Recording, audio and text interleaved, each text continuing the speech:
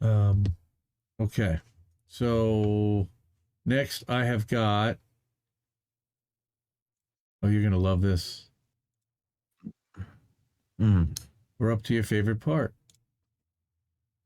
We're Okay. going to go to Rooftop Solar. There were two articles about Rooftop Solar this week. We covered one last week. This one's pretty amazing. Analysis shows rooftop solar could have saved lives during the Texas deep freeze. Yep. Like, the sun was shining over our heads. Of course it was. Right. It's clean, more affordable, and primed to help move a more resilient electrical grid.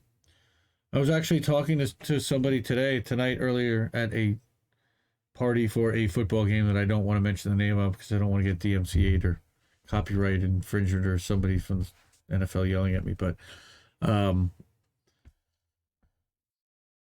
why has there not been a national effort to put solar panels on the roof of every house in America and every building? Do you think we can make enough energy? Because yes, we definitely could. Yeah. But you know, I think that is a fantastic effort, and I don't really see too many people other than people who work for other type of energy companies that would disagree with it. Yeah.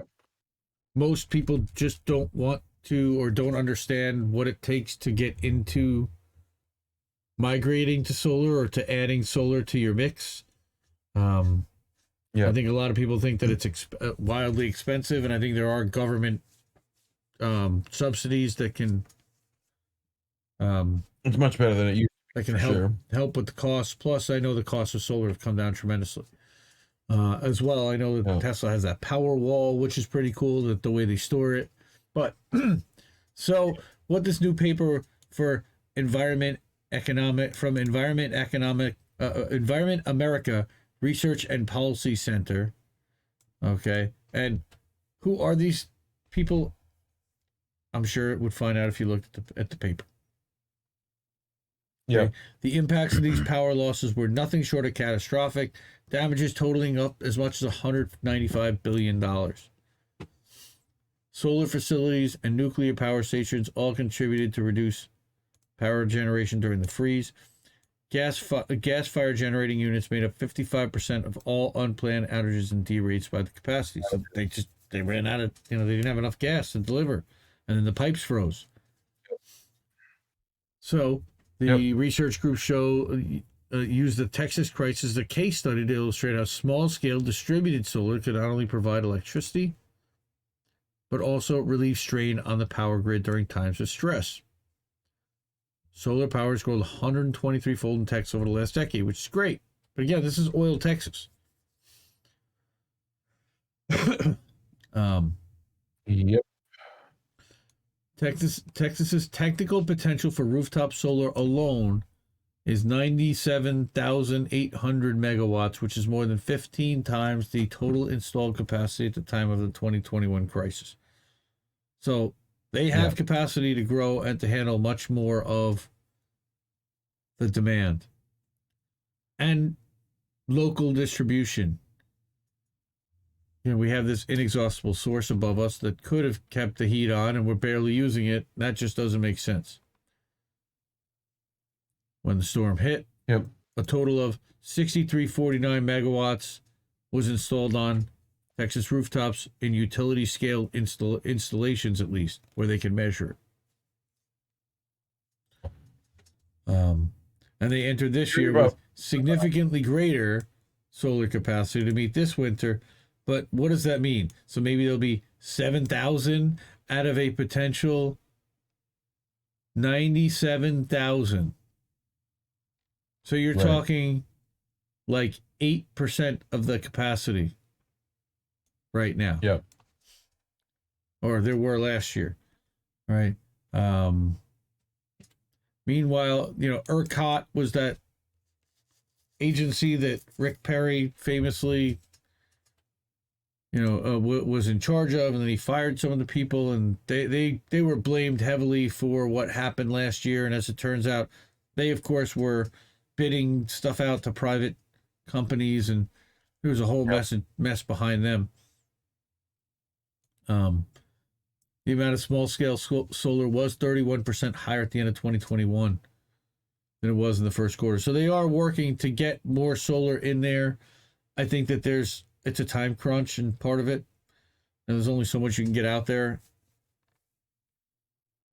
But here you go. Now, if your roof is covered in snow, I don't think your solar panel's going to work very well. Yeah.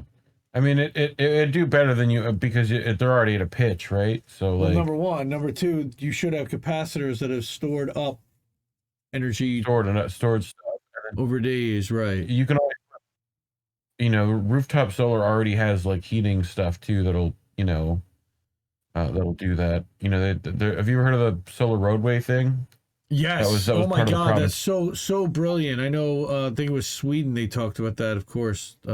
Volvo and the people up there. Well, I think there was somebody that was going to try to do it in Canada that it didn't work out and whatever. But their idea, I think, is you already have a concave road surface, right? You heat the top edge, and snow should melt off of it, right? Here's the report itself again, which you can download the PDF right from this website, from the CommonDreams site I linked. And again, it's a 15-page PDF that I'm sure will have many more insights than what was published in that article, what the coverage is, and you can see what the total potential is and exactly how much was there last February. I mean, it's shameful. And this is something we could be doing. Again, Joe is all about clean energy and transforming our grid. I mean, he wants to go to, he wants to switch to electric cars and switch the entire fleet. Where's the electricity coming? The increased electricity coming from to power all of that? Right. So here's their appendix. Here's their conclusions. The power crisis offered a reminder of the fragility of the energy systems that most Americans depend on. During extreme weather events, the network of power plants, transmission lines, and fuel pipelines that power our lives can fail, and the consequences can be dire. Fortunately, we have the tools to greatly reduce these risks and build a truly resilient energy system. Rooftop solar is definitely one of these tools. Taking advantage of the nation's vast rooftop solar potential would not only help build a more reliable grid, but also reduce the other environmental and public health impacts of our current energy system. Of course, it's a key building block of a greener, cleaner, more resilient energy future in Texas and across the U.S. Now, you sent me an article this week, and I did want to include that as well. And that came from PV Magazine, which I'm guessing is local to you somewhere in Florida. Yeah, it's a local. Yeah, there's like, I found it on Reddit, so who knows where it came from, but it's definitely the Florida part was what I cared about, right? So Florida there's man. Right. So there's a net metering bill that's coming up that might mess with rooftop solar here. Right. So I'll let you take over a bit, but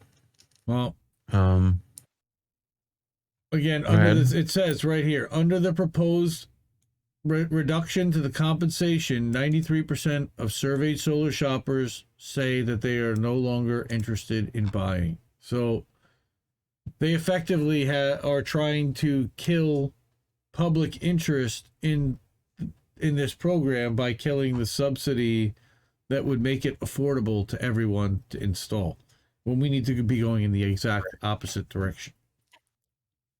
Yeah. And this is in Florida, where there's sunshine all day. And when it's literally not raining, the sunshine. Literally. Yes. Yeah. So again, people would also, commercial systems with less than 2 megawatts are eligible to sell their excess generation back, right?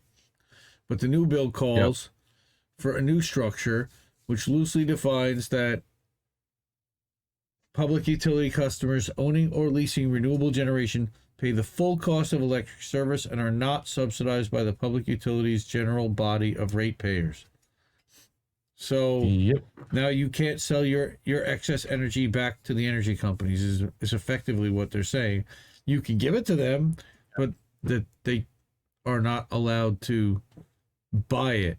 Right. Well, part of the problem is that in Florida, you have to be on grid, right? They won't let you off grid for the most part, right?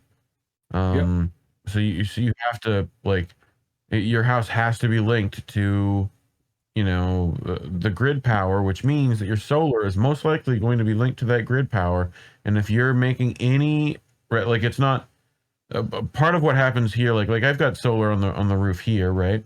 Yeah. And it's not much. I forget what exact wattage it is, but it essentially, it's not enough to, like, recoup the energy cost, right? But it's enough to, like, massively, like, 20% off of that bill, 30 or Right. 40, like, you know what I mean? Right? So, because we're giving them that energy back at some point when we're not using it. Right? Right. So, but, like, that's pennies here and there, but I mean, that saves up over a month of energy, and you end up with like $300-400 knocked off your bill. So it's essentially claiming that that's you're probably already going to be charged for the power you're using, so then it's not economical to even put solar on unless you can, like, completely neutralize your electrical bill, right? Right. Exactly. So, I mean, you want to be able to go off grid effectively and yeah. power your own house, and then if you can sell some back, but at least not have to pay a monthly energy bill for sure, except for in a backup capacity. Yeah. Again, what this is saying is 74% of respondents will no longer consider going solar if the proposal passes. It's effectively, a program killer. And I read somewhere somebody saying that it could set solar back in Florida 10 years. Yep. There was a rally planned for February 8th in the afternoon in Tallahassee at the governor's, at the state capitol. Yep. Again, 90% and 90,000 of the 8.5 million electric consumers in Florida are topped with solar. Okay, and the utility argues that this is some 1%, some 1% of Floridians are creating significant costs for the other 99. What if they up that from 1%?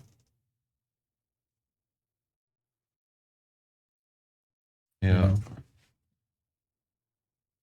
Or they increase that coverage. 40 of 43 states with net metering programs have a negligible cost increase attributable to solar. Okay, and the cost picture remains this way until penetration reaches 10% of total generation. Well, again, that means that they've got to get more people. Again, why are we putting this on every roof in America right now? It's still, on every roof that it makes sense and it has the coverage to do so, but to subsidize and to augment some of the costs on and some of the stress on the grid that exists right now and that we keep increasing as everybody adds more electronics and more things to their houses every day and to their businesses. So, there we go. That is our rooftop